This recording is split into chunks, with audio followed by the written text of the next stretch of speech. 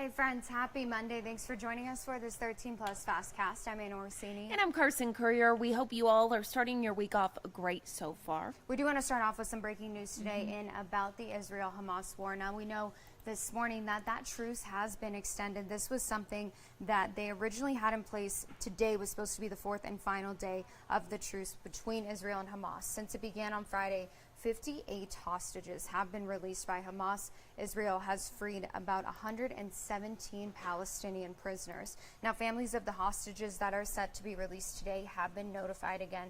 That would have been the fourth group of hostages being released by Hamas. We don't know right now if that two-day extension will include similar terms or not. So initially, it was said that they needed to release 10 hostages a day.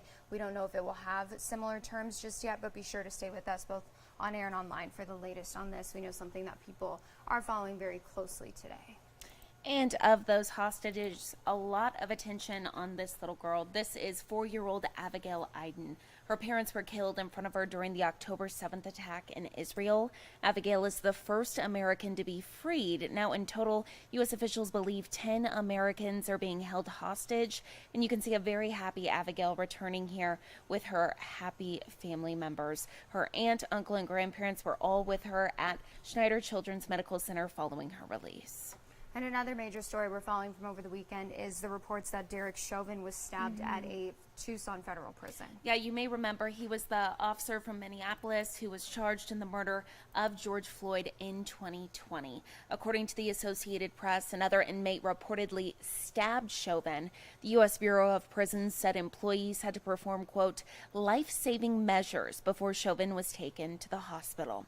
The Bureau has not released any other information for, quote, privacy and safety reasons. Now, Terrence Floyd, who is George Floyd's brother, is speaking out on that attack, telling the Associated Press that he wouldn't wish for anyone to be stabbed in prison, saying, quote, I'm not going to give my energy towards anything that happens within those four walls because my energy went towards getting him in those four walls, end quote. He added that he felt numb when he initially learned of the news. Now, Chauvin's attorney, Gregory M. Erickson, says that his family hasn't received any updates on his condition since the stabbing. Obviously, something we're working to get more information about today, and once we do, we will keep you updated both on air and online. And also this morning, we are learning a man who was shot in Midtown on Thanksgiving night has died. Now, as you can see, his family and community are coming together to make sure his legacy lives on. You're taking a look at a vigil that happened over the weekend. It was all in honor of Rudy Ochoa. His family says he died Friday afternoon in the hospital after he was shot near 22nd Street and Tucson Boulevard. We're told he was an organ donor, and because of that, he was able to donate to 5 other people. It's a great thing, you know. It makes your heart full knowing that you lost someone, but there's many people there to comfort and support you in this time. Now, we did reach out to Tucson Police for an update to this investigation, but they have no further information at this time. We'll continue to follow this and keep you updated on air, online, and right here on 13 Plus as soon as we learn more. Now, some really good news for pet parents out there. Obviously, you think of worst case scenarios. You have a dog now. I have a dog. You always wonder if something were to happen to them in the middle of the night, where would you take them? Where would you go? And some good news, because there's now a new 24-hour emergency vet right here in Southern Arizona. Yeah, that's right. The ribbon cutting is supposed to get started here in just a few hours, and it's really different than any other place here in Southern Arizona. There's mattresses there, so pet parents can even stay overnight to make sure that they're with their furry friends. Our very own Jack Cooper has a closer look at the new facility in Oro Valley. This is actually Veterinary Emergency Group's first location down here in Southern Arizona, but they have 3 all throughout the rest of the state. And they tell me they're hoping to revolutionize the way that they get the care that may be needed for your pets. There's a couple of ways that they're doing that. Let's take a look at that right now.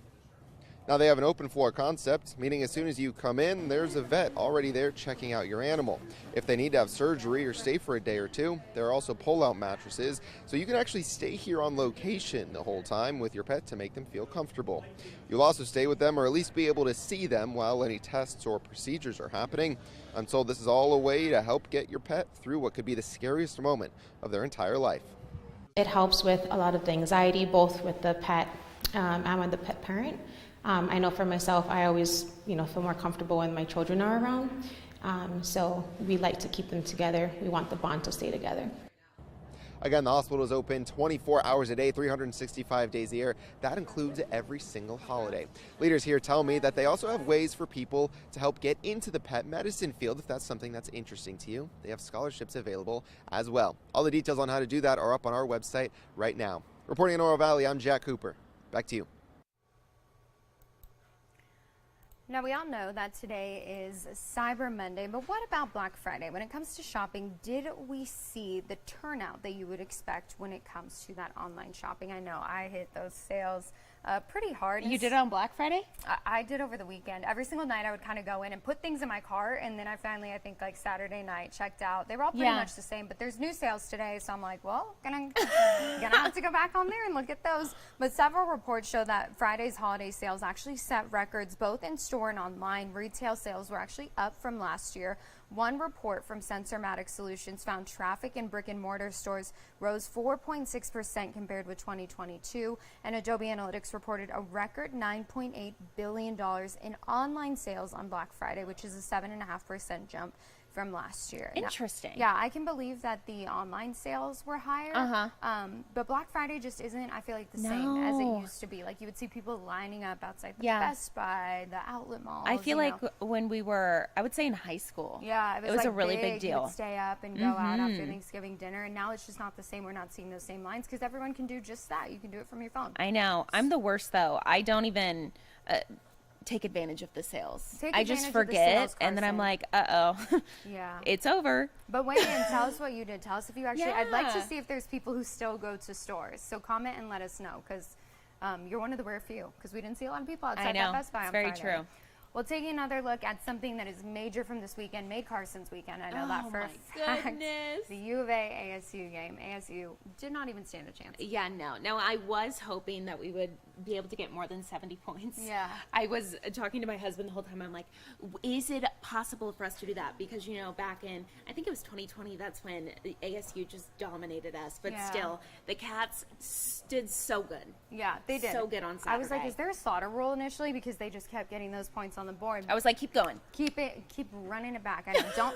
Don't put in the second or the third string. No. We want to see the starters. Get out there, stick it Absolutely. to them. Well, good news is that the Wildcats kind of ending off Pac-12 play in a really good way. They won't be going to the Pac-12 championship, but there's still a lot for them to celebrate, like the fact that they're now number 14 in the AP poll. It came after, again, the 59-23 win over Arizona State.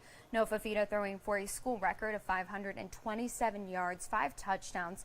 Michael Wiley actually scored 3 times, and then Arizona finished off the Pac-12 era going 7-2 in conference play. And later today, we will be hearing from head football coach Jedd Fisch. You can see I'm really excited there after that big win this weekend. His regular season wrap-up news conference will be today at 1:30. There's still lots of questions right now about the future of Arizona football, including what bowl game they'll end up in and whether or not Coach Fisch will be offered a new contract. So fingers crossed. I know in the press conference after the game, somebody kind of mentioned it to him, and he was like, hey, I think that sounds like a great idea.